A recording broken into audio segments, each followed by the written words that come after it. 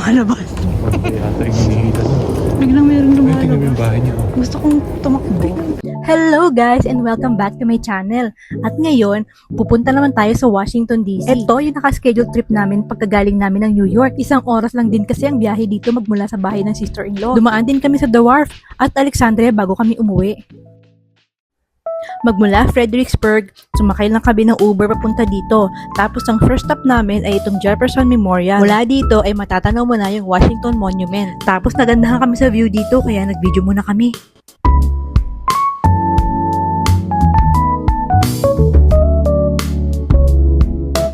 Pagkatapos namin doon ay pumunta naman kami sa Lincoln Memorial. At isa rin ito sa sikat na tourist spot dito sa Washington DC. Bukod sa history, ang ganda rin kasi ng design niya, parang isang Greek temple.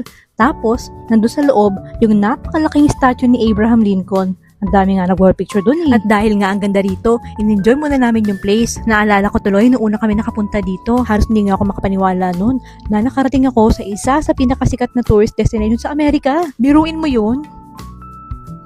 Pagkatapos namin dito ay pupunta naman kami sa Washington Monument. Napadaan ulit kami dito sa Jefferson Memorial. Hindi ko nga maiwasang picturean at tingnan ulit yan kasi ang ganda talaga ng structure niya.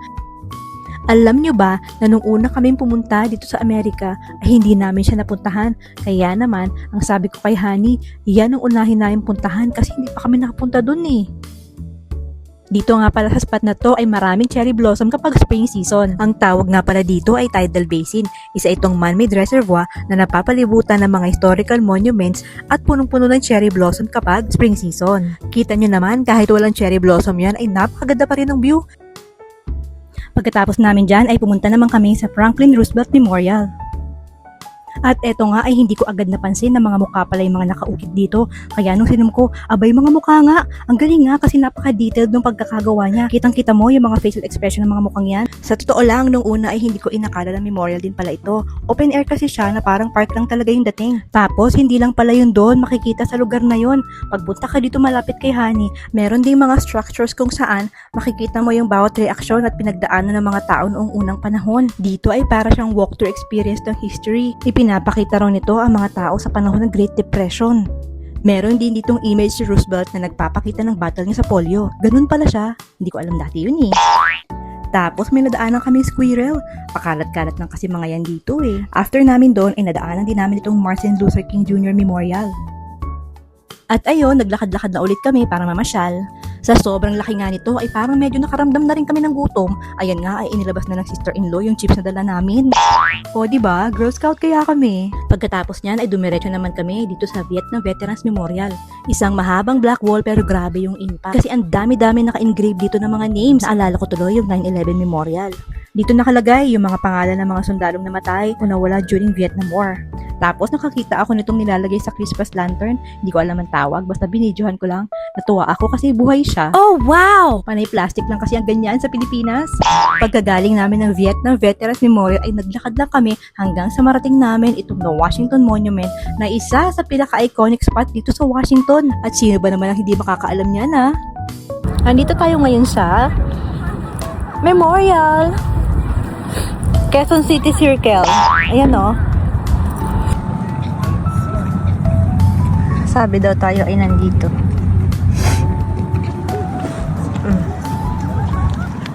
Ayan lang ang monument. Malapit lang yan. Parang hindi lang, pero malapit lang yan sa amin. Abot kamay ko. Wow. Pagkatapos namin sa Washington Monument ay pumunta naman kami dito sa White House. Ang kaso, hindi na kami masyado nakalapit kasi may barikada na dito. Kaya ayun, dito na kami nagpicture at saka nagvideo.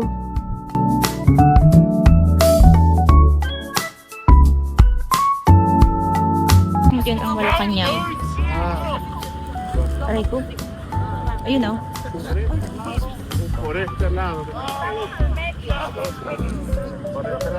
Busy yung dalawa. Nag-set up ng camera. Nandito tayo sa tapat ng White House. Hanggang dito lang inabot natin kay White House. I-zoom na lang natin kasi may barikada na eh. At meron siyang Christmas tree dito. Ginabi na kami dito sa Capitol. Pero maganda pa din siya. Napaka-photogenic. Oh, wow! O, diba? Video lang naman, souvenir. Souvenir. Malayo daw ako para makita sila. Jogging sa gabi. Mayat na, maliit ang chance sa susunod. Maliwanag yan? Pwede yan? Siguro, maliwanag. Malalaman natin. Pagkatapos nito, Nag-17 Pro Max. Diba? Pentagon. Diyan, dito. Ang ganda ng bahay, oh. From sa inside at Oh. saka sa labas. Maganda yan, hindi lang halata. Hindi din kasi 5:30 na. Pagkatapos nga ng mahabang lakaran ay finally narating na rin namin itong US Capitol. At ang ganda rin pala niya kapag gabi. Bibidyohan ka lang ng live. Oo, kasama. So, may parking dito. Hmm? May parking dito sa Capitol. Oo nga. Pati truck, pwede mag-park. Andyan, siguro, di pwede. Makarating na kami dito sa United States Capitol. Oh, wow! Yung laging pinapasabog ba? Laging pinapasabog sa mga movies. Kaya ako nagustuhan puntahan ko eh. Kasi lagi ko napapanood na pinapasabog sa movie. Karin ko lang para kita pa. Bye, sabi ka. Nag-ubod na kayo pupunta dito. Tapos maraming lakad. Nga? Videoan kita. Forever na nandito ka sa US Capitol. Ayun. Ano yung nandito? Bukod sa Dito ako picture US mo. Capitol. Ayun.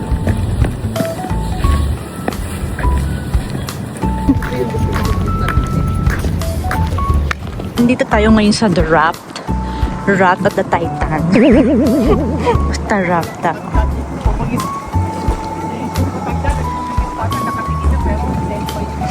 Sobrang laki. Kaya ng mga yate. I-zoom natin para medyo makita. Mga yate kaya yan. Let's see.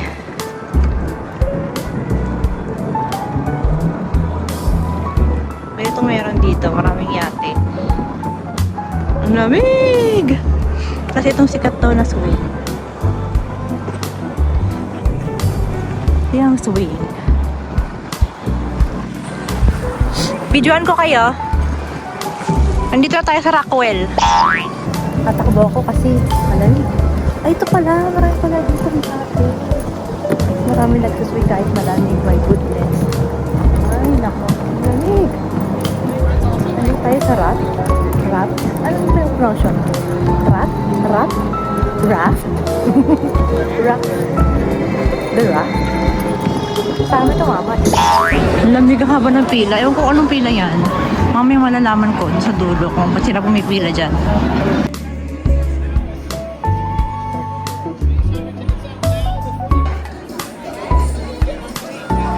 John Mulaney. John Mulaney. Sold out. John Mulaney. Sino ba siya? Hindi ko siya kilala eh. Hindi po siya nagpapakilala sa Kilala ko akin. lang si Mulan. John Mulaney?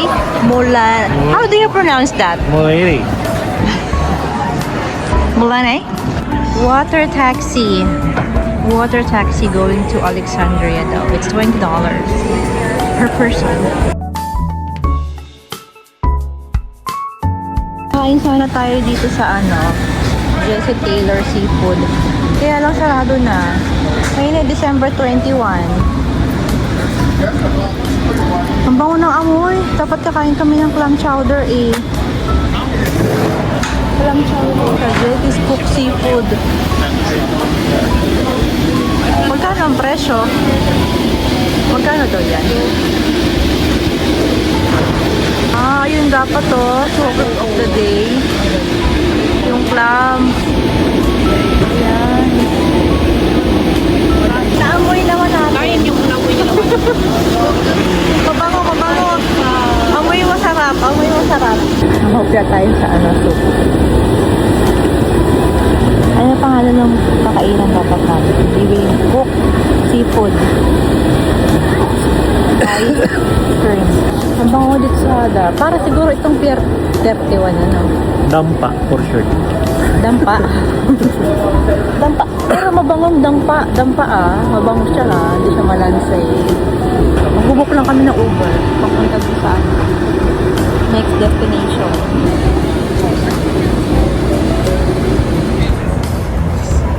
Ito yun sa wrap.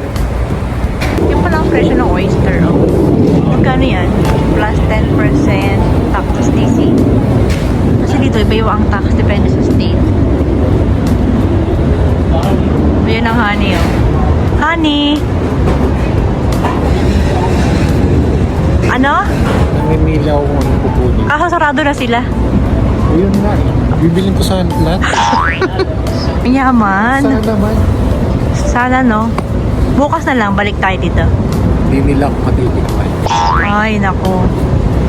Ready ka pa naman, ano? Ready pa naman ako. Naginom na ako ng Metformin kanina eh. Metformin? Sugar? Cholesterol yan, oy, mali ka. Ano pala dapat? Yung atorvastatin mo, dala mo ba? Disqualified na sa akin. Pero mura lang, Basic po yun. lang siya. Mura lang, di ba? Hindi Mahal? $20. Ano daw? $20. Corn on the cob, $2. Pagkatapos namin dito sa The Wharf ay pupunta naman kami sa Alexandria. Doon makikita yung old town na kilala sa cobblestone streets, preserved historic buildings at cute cafes. Isa nga ito sa pinaka well-preserved na historic district na malapit sa Washington DC at may pagka-European na vibe. Doon sa brick. Ay, mas mahirap maglakad po. Ang ganda dito. Yung taga-vision natin naman. Ito yata kumbaga vegan, gano'n. Kumbaga vegan. Parang vegan. Parang vegan ba to? Videoan ko kayo dyan. Pass by me. Pass by me. Ganda yun. Sige ba kumain? Hi guys. Sakit na ilong ko. Pero maganda naman. I work all day. Wala nang tao doon. Ano magandang spot dito?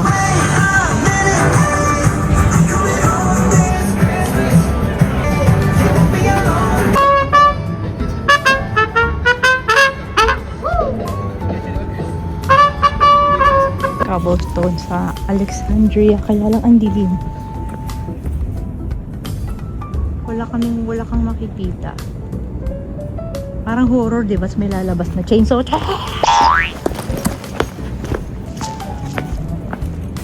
May nasa pinakataas mo.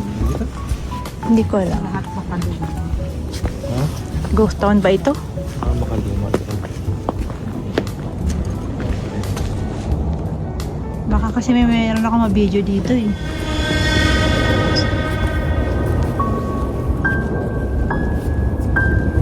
Parang ganito yung biglang meron lumalabas. Yata yung hinihila. Biglang meron Tingnan mo lumalabas. yung bahay niya. Gusto kong tumakbo. Ayoko.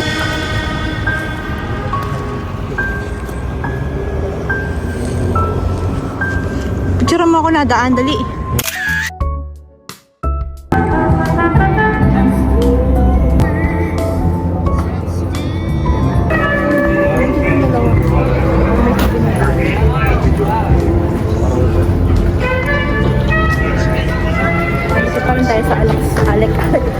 Alexandria. Alex. Ay, gusto mo yung mga Indian, no? Mga Indian. Gusto mo yung mga Indian. House of Avocados.